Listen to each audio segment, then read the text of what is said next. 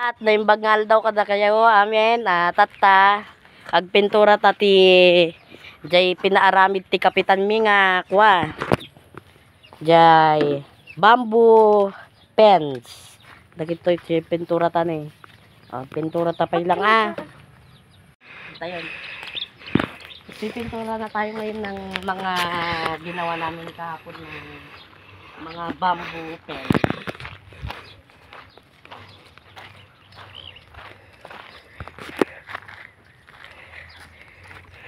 So, yun.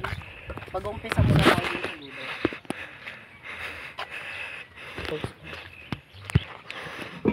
So, yan. Maglalagay tayo ng pintura dito sa lalagyan para mas mabilis tayo ng pintura.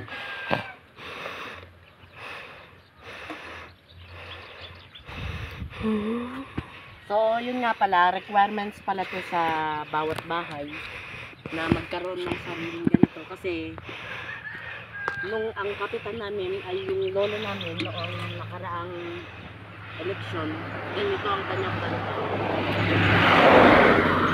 So yan, dapat ipinturahan na natin ngayon yung ating bamboo pens. So yan, ayan. Kikita nyo naman. Yung kami mo. So yun. Ito, kaya pala namin pinupinturahan ng white.